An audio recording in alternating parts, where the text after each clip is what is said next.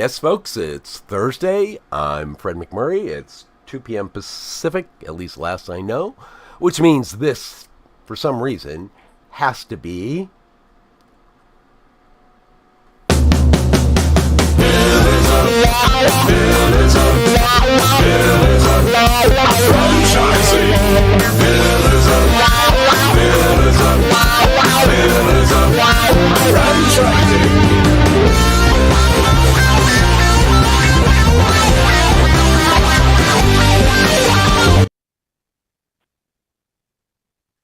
Hey, welcome to another episode of Pillars of Franchising. Hello, everybody. It's our special last show of the year episode. What do you think? I'm just counting down the days. Two more days, right? Today's 29. Is that right? Yeah, 2 more days of 2022. So, I have to wonder if every other small business owner and franchise owner is doing what I've been doing the last week, which is saying, okay, how many expenses can I possibly cram into 2022 and make sure all the payments clear before January 1st? Probably most, I would imagine. Oh my gosh. That's when you know that it's been a good year, when you're searching for things to hurry up and offset, right? So, yeah. Yeah. So we have a little bit of a skeleton crew with us today, as most of the Pillars team is spending time with their families. And deservedly so. Absolutely. So we have a guest that pre-recorded with us so that we could give some people some time off. But we did want to kind of reflect on the year of 2022 and look toward 2023 for the Pillars group and let everybody know what we're thinking is going to be exciting for next year, what we were happy with about the previous year. We did have some big things kind of at the end of the year, a flurry of activity going on for us, didn't we? We sure did. Yeah. We could always start, as we sort of say, the end in mind, right? Start with what happened most recent if you want to. But I mean, most recent, we had our great time that we spent down at the Titus Center in West Palm Beach and filming the next 4 sessions or episodes, we'll say, of the Franchise Hot Seat. Mm-hmm. Met some great emerging brands. I can't wait to see them grow and be more and more successful. Obviously, I have a personal favorite that has to do with dogs. We'll leave it at that. So, and actually all the models that we looked at were all really solid. They all had great ideas, great strategies. I think they all had good support for their franchisees as their brands grow.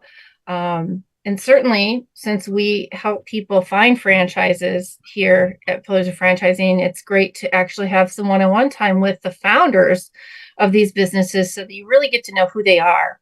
But for me, it's much easier to say, oh, hey, Elizabeth, you and this founder would really hit it off. You have the same visions, you have the same goals, you believe in the same stuff. And oh yeah, by the way, this is their brand and this is what they're doing. It's much nicer if you can make that personal connection. So I really enjoy spending time with them. Yeah, it was great. And I think the connections that we're making for Pillars and for our clients and audience is going to be very valuable coming in the next year.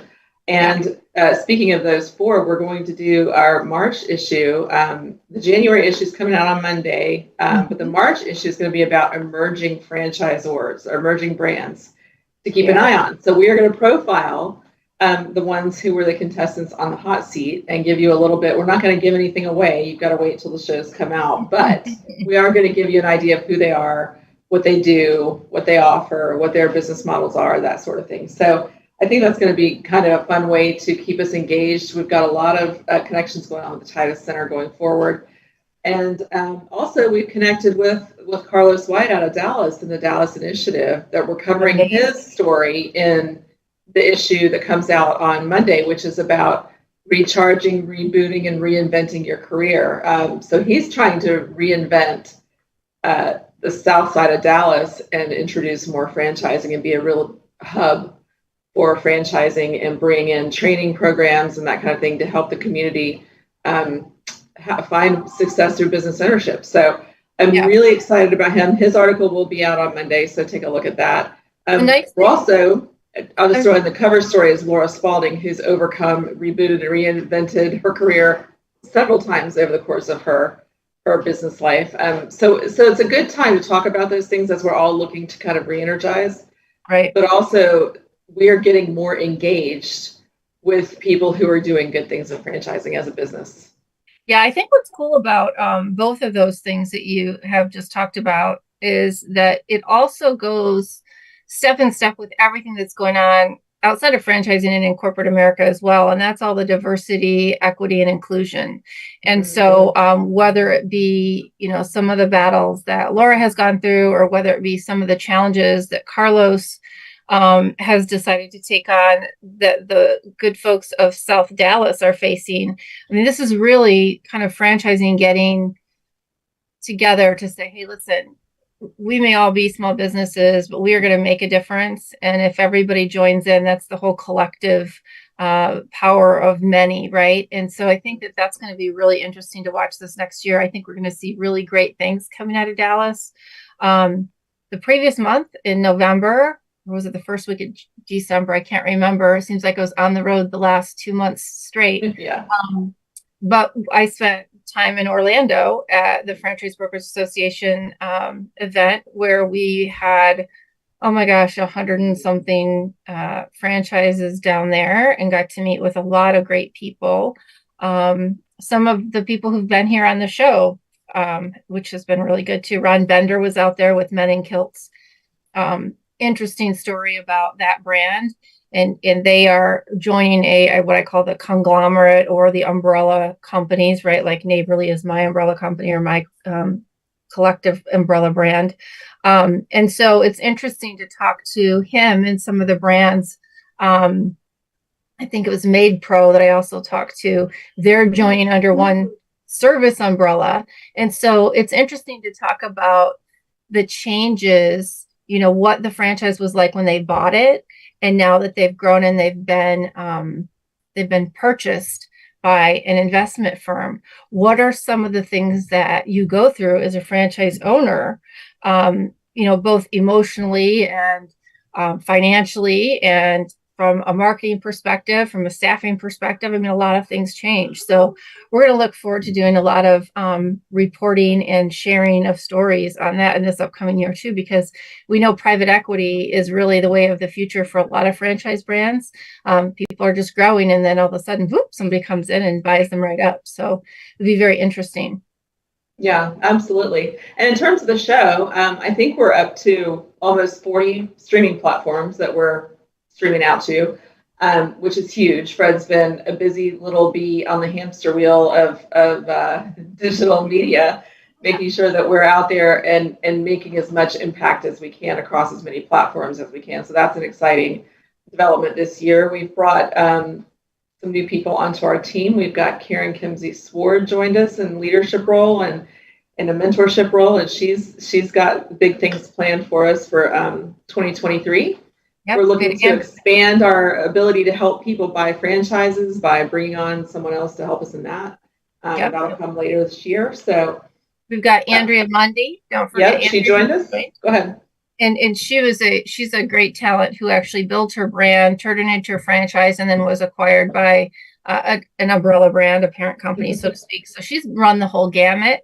And certainly we have Laura Liss, who jumped in to help us out from our franchise lawyer perspective as well. So it's been a really fulfilling year in terms of continuing to build a team of people from diverse backgrounds, from diverse segments within franchising, that can really make sure we're providing good guidance, good support, good mentoring.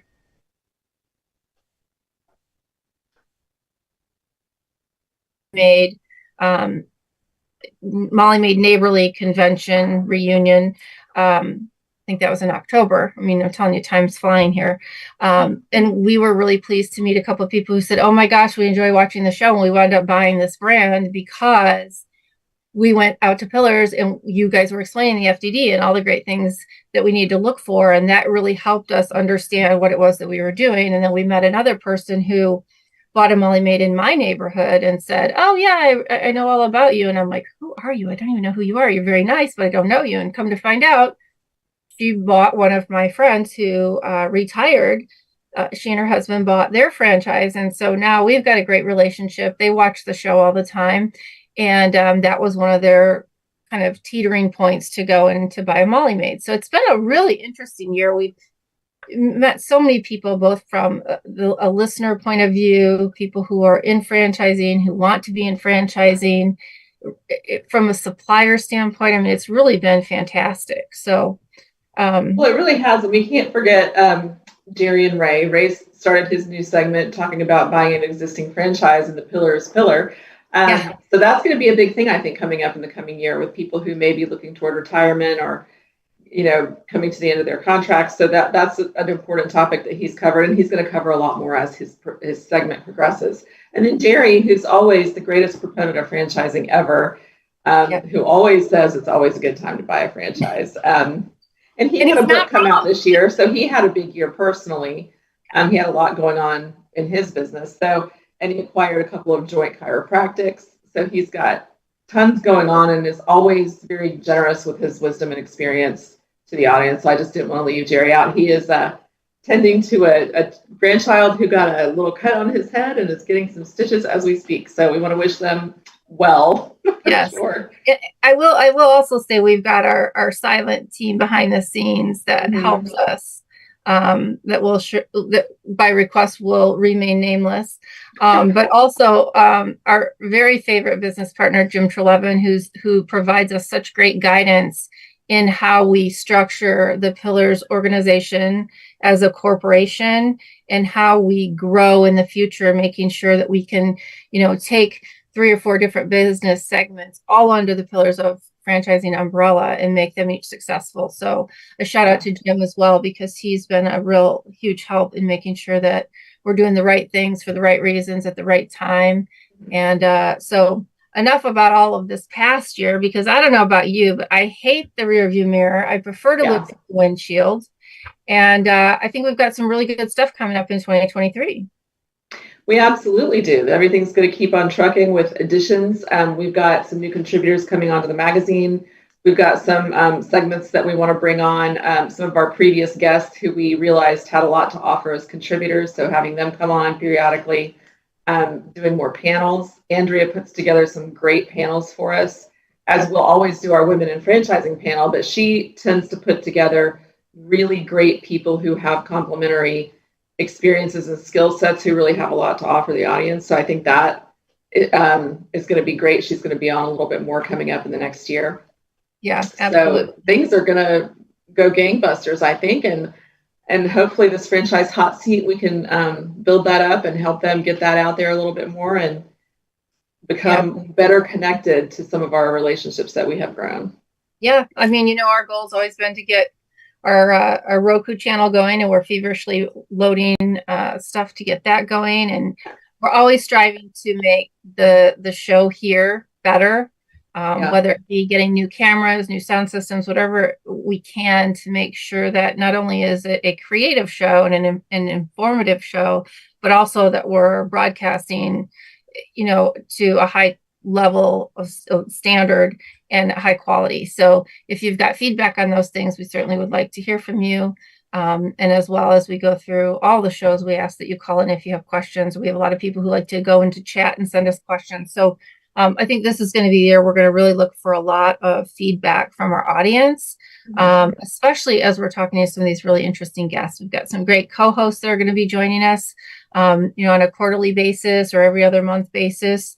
And that will certainly strike up some different type conversations and a different angle to the show. So, yeah, absolutely. Tons to look forward to. It's exciting to get through the next couple of days and really focus forward and, put our heads down and grind it out. Yes, absolutely. And without further ado, I would like to introduce our pre-record, obviously, and I think you actually introduced them as we recorded, but if we haven't done a great job in that, let us just tell you that today's recording that we did was with Scott Greenberg. If y'all remember, we interviewed him several months back. He owned a, for Christ's sakes, I can see it. I can't say it. Fruit, help me out. Oh, let's let him tell us. Oh, yeah. Well, we'll see. It just went right out of my brain. That's telling me that the year is over. But he's an amazing business performance expert. He's a TEDx keynote speaker. He's helped out in the franchise industry all over the board. And it's going to just kill me that I can't think of the brand because it's right there and I can see the little vans with the fruit on them. Okay. Yep. It's coming to me. Let's let Scott tell us. And we hope you enjoy this segment of the show. Welcome and we'll be back to the Pillars of Franchising. We are here with Scott Greenberg. Scott is one part business game changer, one part motivational leader. He's fueled with 10 years plus of experience as a multi-unit award-winning franchise owner with Edible Arrangements, whose operation won international recognition as Best in Customer Service and Manager of the Year. He pretty much wrote the book on what it takes to transform business from average to extraordinary. He is an author. He has written The Wealthy Franchisee, Game-Changing Steps to Becoming a Thriving Franchise Superstar. He contributes to Entrepreneur Magazine, Entrepreneur.com, Global Franchise Magazine, and Nation's Restaurant News. So, Scott, welcome to the show. Thank you. So glad to be with you. It's so nice to have you back. It's been a while. It's been too long. Yes. I think when I was speaking with you last time, like I was on a beach somewhere, and it's totally not where I am now. It's like 20 degrees. Yes, you're really suffering there during the pandemic on the beach, having to fight off that sunshine. So Yes. yeah, it's so great that we've all moved on, Kristin. Yeah. Well, and that's interesting because since that point, so much has changed, right? Like in everyone's lives and in business. It's just amazing. So what are you seeing? Because you're out there with all these different companies. What have you experienced since the last time we've talked? Lots of ups and downs, more ups than downs. The ups are that like franchising is back. People have been buying them. They've been opening them. Sales have gone up. Revenues have gone up. It seems like those who are really threatened by the pandemic, if they were able to last, then there's a good chance that they're actually doing well now and that they're thriving. But there's still a lot of uncertainty, as you know, with supply chain, with staffing, the constant threat of what's going to happen with the economy. Interest rates go up, so that is probably going to impact, willingness for people to expand or to buy, that kind of thing. So that uncertainty is there as well. So there's a lot of activity, but, we were talking about this before we started recording, about the importance, I think, of just celebrating the fact that if you've made it this far, you've made it really far. And now you know how thick your skin is. Isn't that the truth? And, really, it's for those of us who've made it through and happen to be sitting in a cash position, it actually is a really great time because unfortunately in these times, as we talk often with Jerry, there are some situations in which people say, you know what, I've been through the previous recession, I've been through the pandemic, and I'm just tired. I don't want to do it anymore. And so some people can capitalize on that, right? Yeah. Well, the other thing is that, usually when people talk about a struggling business, traditionally it's struggling with sales. Like just the market isn't there for that business. They can't sell their widget. And these days, that's not the problem. The problem is being able to fill the orders, being able to have enough staff. Yeah. Being able to, to get the supplies and to even be in a position to have to worry about the pricing of supplies when sometimes you can't get them. So it's a different set of problems, but the demand seems to be there for most businesses. Now it's about finding people and, being able to afford higher prices when you're even fortunate enough to get stuff. Uh-oh, Kristin, you're muted. I hope that some of the talks that people are asking you to do, as we've heard and talked about a lot, is how not only to just get more people, but how to get them engaged and want to stay in these businesses. Is that what you're getting as well? Oh, absolutely. So, a typical day, a franchisor reaches out to me, interested in having me speak. And then I say, okay, what are your pain points? What are the issues? And if it's within my wheelhouse, then I can propose a presentation on that. So everywhere I'm going, I'm hearing things related to staffing. And I'm not going to officially announce it yet, but I'm teasing my next book, which hopefully is on the horizon, will be addressing some of these things. But the biggest pain point right now is staffing. Yeah. So what's interesting is everybody, like with all problems, they're looking for the tactics. What are the solutions? What are the hard skills to find people and to keep them? It's an important question to answer. Yeah. But in my work, I'm always interested in also what are the soft skills that are there? Like where we have control. And, until we have the soft skills down, the hard skills aren't going to serve us. That's right. So if someone says, hey, here's how I find employees, here's how I retain them. If you don't have the right soft skills, the right people skills, even if you find them, you're not going to be able to keep them. Yeah, you just have a churn. That's all it is, right? It's like a rotating door. Right. And are you finding with the pandemic and the recession and all the things you're talking about, the soft skills in terms of flexibility, in terms of benefits, in terms of work culture, all those things, that's not, like you said, a tactic where I can say follow step 1, 2, 3, and then this and this are going to happen. It's got to be something that's a long game over time, especially if you need a cultural shift to develop some of those soft skills. So how do you navigate that as a business owner if you have some soft skills to work on? Because you can't turn on a dime and create those, I don't think. No, but I think it's important to always focus on where we have control. Mm-hmm. And so for that reason, I always tell franchisees, regardless of what your challenges or problems or goals are, you always start by looking in the mirror. How are you a factor in this? And what can you do to maximize your impact in the business? Because you're either an asset to your business or you're a liability. That's right. And a lot of people don't realize their impact on it, even with the staffing issue. Mm-hmm. And so I think the way that we're going to address the staffing issue, it starts with all of us updating our philosophy. So pretty much every day I'm talking to business owners, franchise and non-franchise, and I hear the litany of complaints about young workers. And get a glass of wine in me and I'll contribute to that list, right? Yeah. That lazy, entitled, snowflakes, mentally weak. I mean, we hear these things constantly. Mm-hmm. And again, seeing what's going on, having employed some of these people and how different the values are compared to when I was young, I can't imagine getting a new job, working 2 shifts, and then calling out because I have to study for a test. Like, that's incomprehensible, but that's how things are now. Yeah. So what I'm noticing the difference is between the big majority of people who are out there struggling and that small minority who are figuring it out is that minority, they're being less judgmental about workers. They're noticing and they're observing, but rather than calling them snowflakes, they're saying, okay, they're more sensitive. Rather than, all the ways in which we can have bias and assign judgment, they're just noticing and observing and saying, okay, given what they are, instead of getting frustrated and complaining, where do I have control? What can I do differently on my end to accommodate this workforce? Whether I like them or not, whether I have the same values they do or not, if I want them, I need to understand them and for better or for worse, adjust accordingly. That is very interesting because I was at the hair salon the other day and I was listening to this lady who's owned the salon now for 23 years. And this was the first time I met her. And I'm listening to her talk and I'm like, oh my gosh, she has this huge personality. She's super funny. And then she starts talking about her help, right? And I was the only customer left in there and the lady who does my hair and they've known each other for quite some time. And I said, yeah, is that like the biggest issue for you is your help? And she's like, oh my gosh, yes. And these young people, right? And I said, oh yeah, I hear you. And she goes, the thing is, I have to remember that I was their age not too long ago too. Maybe a little longer than I'd like it to be. But she said, I used to go out and party all night long. I used to sleep in my car and come in here reeking of alcohol, shaking off a hangover. And she said, now I'm the boss of those people.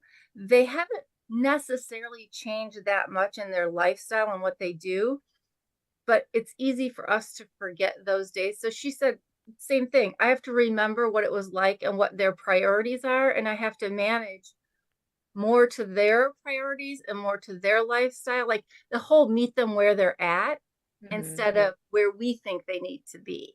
Yeah. So perhaps a goofy little analogy there, but it's the same thing. Like you said, oh, they're going to miss tomorrow because they have a test to study for, right?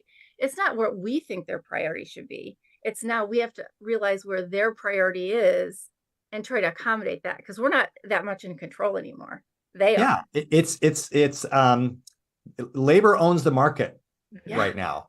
Right. And it's not that I don't agree with the complaints. Like, look, the kids these days mentality that the kids these days effect has been around for generations, right? Every generation complains about those who come after them. Mm-hmm. So we're now complaining about this young generation, but I do believe that this generation gap might be one of the biggest that we've ever seen because it does feel like a generation of people come from another planet, let alone another value system. That's why I'm saying, maybe I should have had that glass of wine so I could really kind of go off on this. Yeah.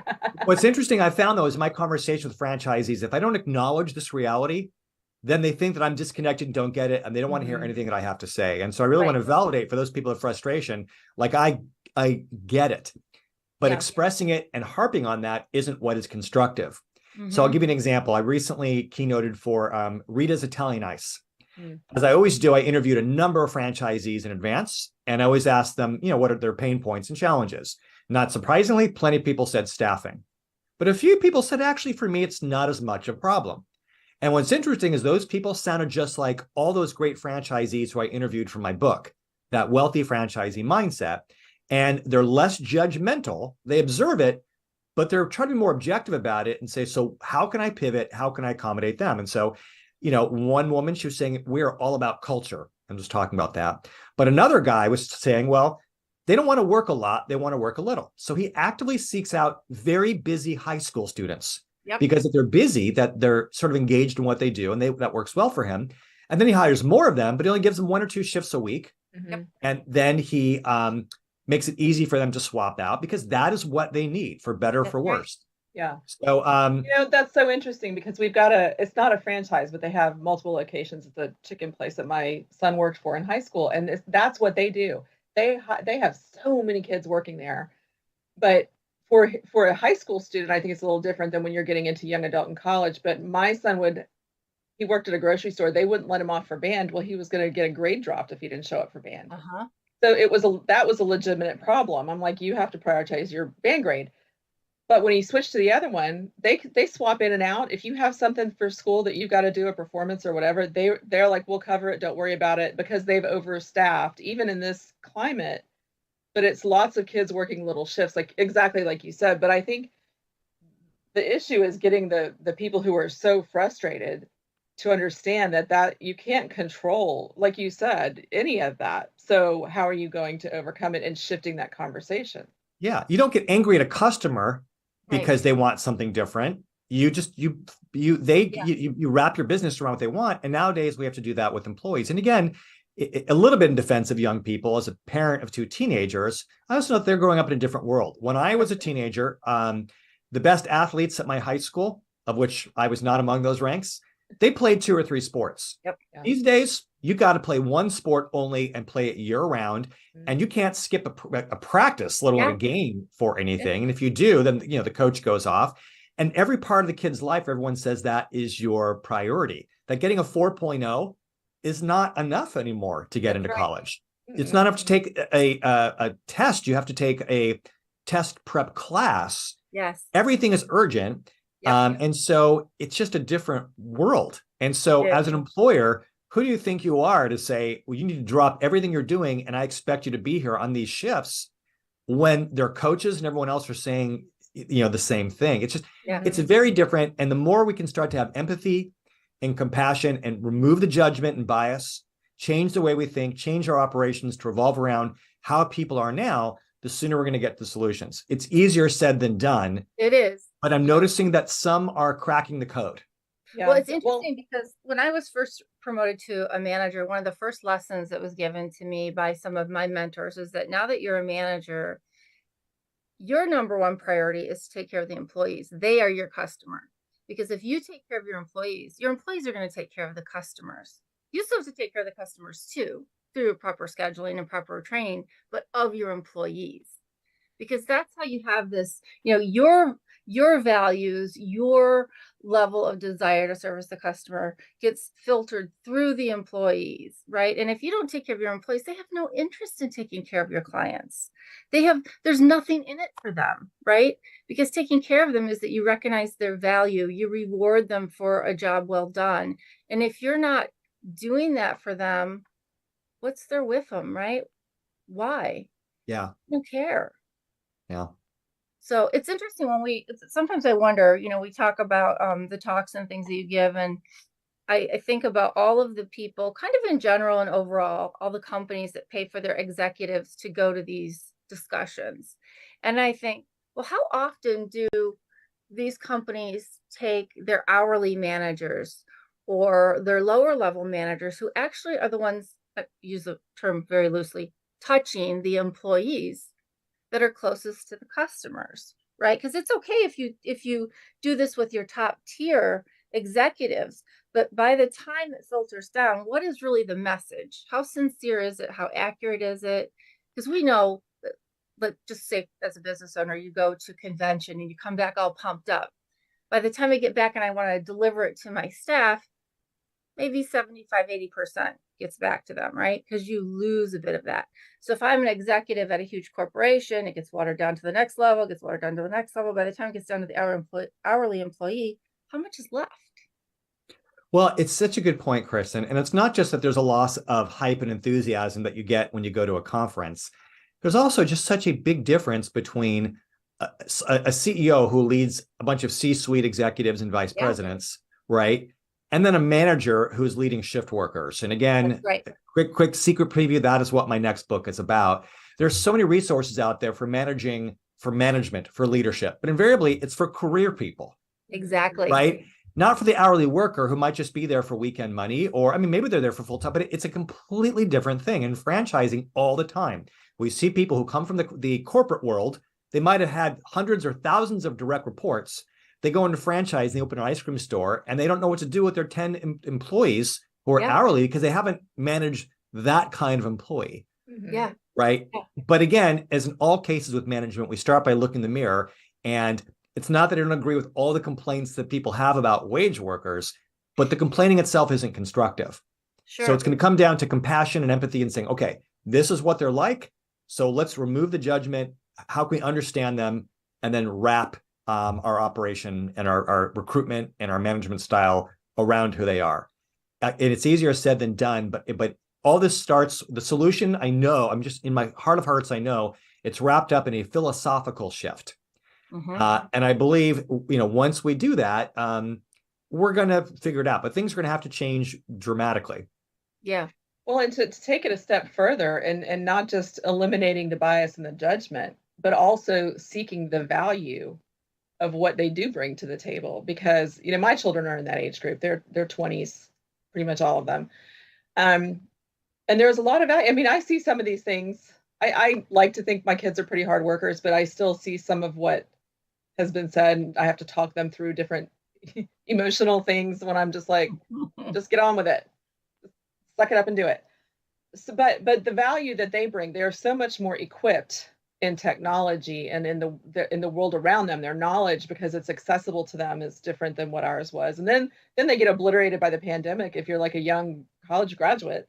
So one thing I want to touch on too before the end of our interview is your TED Talk about resilience, because I think that can play a lot into the things that we're talking about, because the younger people need us to lead them as resilient leaders because they haven't had to be as resilient as we have yet.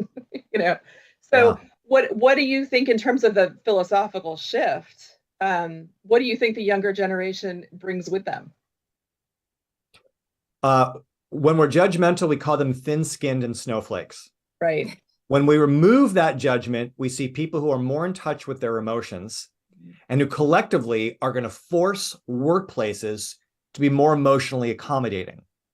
I also have kids who are entering the workforce fairly soon. And if employers are forced to be nicer, to focus more on culture, to make things less toxic, they're going to do it kicking and screaming. But if work turns out to be a better thing and my kids get to enjoy that, that is going to be good. And my kids are not entitled because I've made a point of making them work for things and not giving the soccer trophies and all that.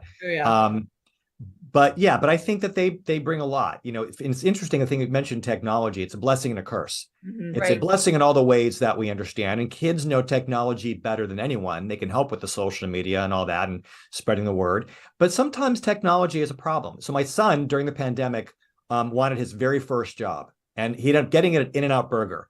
Best in class workplace for quick service restaurants. I mean, they're known for that. And he was a great employee. And I'm not saying that because he's my son. I have all kinds of complaints about my kid. But as an employee, he never complained. He wrapped his life around the shifts. He made a point of always having his uniform clean. Yes, sir. Like all the things that you want from an employee. Felt entitled to nothing, worked hard, and was grateful. Kind of someone who fast food you'd be thrilled to have. And again, I'm proud of my kid, but it's not like when I say, yeah, he's great for fast food. But it just so happens that, certainly as a teenager, he was. But right before he applied for In-N-Out, he applied at local McDonald's that needed help, that had help wanted signs. So he went to the website and he took the test where you answer all the questions. And that's where it ended. Never got an interview. So somehow that technology ruled him out. Yeah. And McDonald's missed out on someone who would have been a great employee for them. Yeah. And then he ended up at In-N-Out. So it worked out well for him, but for McDonald's, something about that, when you remove the humanity altogether, That's right. replaced with technology, which really should just be a data point, but not the whole enchilada, well, it can be a problem. And, there's a lot of reasons why there are staffing, but some of it is that people are being ruled out by these algorithms, by these tests. And again, not that I'm against them, but if we rely on them exclusively and we pull the humanity out of the process, I don't think that's good. Yeah, you don't even get a human set of eyes looking on some of these really highly qualified people. And I think that's one thing as a parent in our generation, you say to your kids, go take your resume and go meet people, like go around and take it there. A lot of places won't even take a handwritten resume. So my son got both of his jobs by asking to see the manager at the grocery store, shaking his hand, and the guy interviewed him on the spot. And the same thing at the fast food place that he worked. But so many barriers are put up in larger companies. These were smaller companies, more local. Yeah. That you don't even get to. I mean, if you walk in the store, they're like, go online. So we can't even. What we would have done doesn't work today. Yeah. Yeah. Yeah. Well, I think there's so much to explore with this, Scott, and I can't wait because there's so much to be said about the hourly worker. I mean, gosh, it's like we talked before. I think for the type of business that I own, had I not had a store of 400 employees, all of which 6 were salary, the rest were all hourly, I would not feel near as confident with the company that I have today. They're all hourly workers. I mean, it's a lot to take in, and it is a different mindset. I mentioned to you that my husband works with all professionals. Like, he cannot talk to my employees because they're a completely different type of person, right? They talk differently. They express themselves differently. They're motivated differently, right? And so those are all different things that, their lifestyles are different. It's their why. Right? Their why they're there is completely different than professionals. And so I can't wait to see what you have in store with your book. I can't wait to continue the conversation on leadership and motivation and all the great things that you have. Super excited to know that you're going to be joining us as a rotating co-host here in the future at Pillars of Franchising. We've got some great people coming up, and your journey with us is just going to be amazing. So thank you so much for your time. Do we have to change my background to green, or are we good with the shade of blue if we do this moving forward? Well, we might go to green depending on where we're at on the day of the interviews. Oh, I see. Well, I know I'd be doing some of these from a hotel room too, and I'm not sure you want to see the messy bed behind me. So I may have to go for a. We'll send you your very own green screen. How about that? Sounds good. Your digital green screen. That's right. That's right. Well, Scott Greenberg, thank you again so much. And it's been such a pleasure as always to see you and chat with you. And we'll look forward to talking to you again in a couple of weeks. Me too. Thanks so much. You're welcome. Have a great day. Hey, franchise owners. How's your local marketing? Do you feel like you could use some help keeping up with your social media posts and comments and reviews? Do you wonder if you could be doing more to attract local customers? Are you able to identify new move-ins to your local area? At Westvine, we help franchisees like you reach more local customers through digital marketing. With daily monitoring, creative content, and ad placement, and customer data intelligence, we'll get your business in front of the people who want your products or services. We also work with franchisors who need an agency to handle the digital marketing for all of their locations. If you're ready to reach more local customers, give us a call at 805-265-5440 or visit us at westvine.com. That's 805-265-5440 or westvine.com. Hello, Pillars family. This is Jerry Akers, one of the Million Dollar mentors here at Pillars of Franchising. I wanted to wish you all the merriest of Christmases, happiest of holidays, and best New Year's possible. I want to make sure you all understand the last few years have been recovery years, and I believe 2023 is going to be an amazing year for franchising. So stay tuned to Pillars, lots of great things to come. Happy holidays. As usual, thank you for joining Pillars of Franchising. We appreciate every single one of you. We want to give a shout out to our sponsors, the Titus Center for Franchising at Palm Beach Atlantic University. You can find them on the college's website. Also, Franchise Show 247, which can be found at franchiseshow247.com. We couldn't do without our sponsors, and we appreciate their support. Don't forget, we'd love to have calling guests. Our number to call in is 323-580-5755. That is 323-580-5755. If you have questions for our guest or for any of our Million Dollar mentors, we welcome you to call in at any time on the show. We will do our very best to answer your calls. Stay tuned, more coming up. Hello to the Pillars of Franchising family. It's Elizabeth Denham here, wishing you happy holidays from all of us at Pillars of Franchising. It's been a great year and a half that we have been an official consulting firm. We are excited about everything that has happened in the last year, and we want to thank every single one of you for your support and participation and willingness to talk to us, be interviewed, and to support our goals going forward. We have so many exciting things coming up in the new year. I cannot wait to see what happens in 2023. So continue to stay tuned, continue to reach out, and continue to share your stories with us. We really do appreciate it. So happy holidays and happy new year. Christmas is right around the corner. What's in your stocking? A lump of coal or a new franchise? Merry Christmas and a Happy New Year to everyone out there. You know where to find a new franchise, don't you? Pillars of Franchising.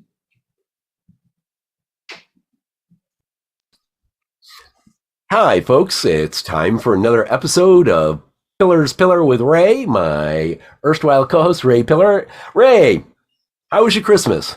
It was fantastic. We had a wonderful time with all the children and grandchildren and even great-grandchildren on my sister's side already. So, yeah, it was crazy year. So how about yourself? Again, spent time with the grandkids. My grandson gave me a gift that keeps on giving, which is a cold. Yeah, I really didn't need that, but man, they're just so adorable. My granddaughter's 5, my grandson's 3, and it was just. Yep. Anyway, so today for our segment, I brought along a guest, and I'd like to introduce Darlene Belter. She is my tax accountant and has been my tax accountant. How long has it been now, Darlene? 3-4 years? At least, yes. Not enough. So, welcome to the show, Darlene. And thank you. Hopefully you had a wonderful Christmas yourself. And mine was a little unique this year. Unfortunately, it did not involve my grandchildren due to COVID and and no heat at 30 below wind chill, but oh wow, made for some great stories. Yeah. So go ahead, Fred. So thank you for being on. Ray mentioned on one of the last episodes, as I was quizzing him on what do I look for when I'm looking at a potential franchise purchase, what do I look for? And Ray said the thing you have to determine is if they're cooking the books. So I said, cooking the books does not sound tasty. So we'll start with that question. How do I know? And so I want to take this from 2 levels. One, there's the initial what would make me start to suspect cooking the books. And then my other assumption is if I suspected, I would be bringing in an expert potentially like you to confirm it.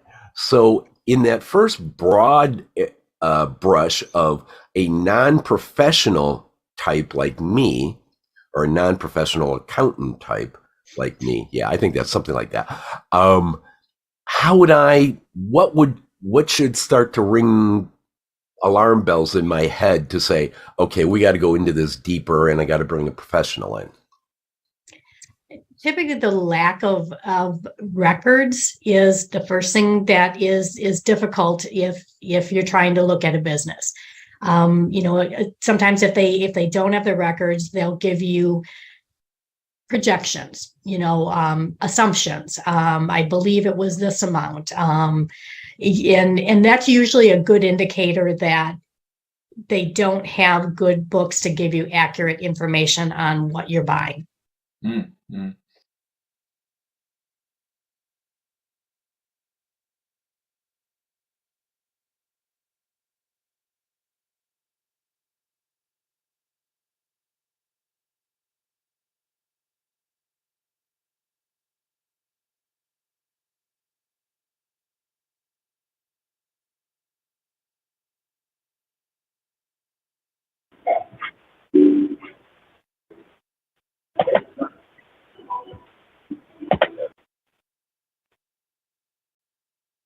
Elizabeth, stop that.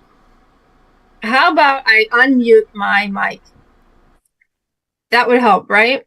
Oh my goodness, folks. Thank goodness it's the last time of the year I have to do it. I will not be doing that again this year. Thank you, God. We want to thank all of you for joining us on the show today to wrap up 2022. A huge thank you to Scott Greenberg for stepping up for our final show of the year. We'll be seeing more of him for sure in the very near future. And I'd like to thank you, our audience, for your continued support. Thank you to each and every one of our guests for sharing your experiences with us. And thank you to our Pillars team who work so hard to bring you their very best every week. Fred, Elizabeth, Ray, Jerry, Karen, Laura, and so many more. Thank you to our sponsors. We could not have done it without you all this year. It's really been an amazing year. We are so forever grateful. Cheers to all of you to a brilliant 2023. And as always, I am Kristin Selmeczy, and together we are your resource for franchising success. This has been yet another episode of Pillars of Franchising, and the dream starts here. Happy New Year. Pillars of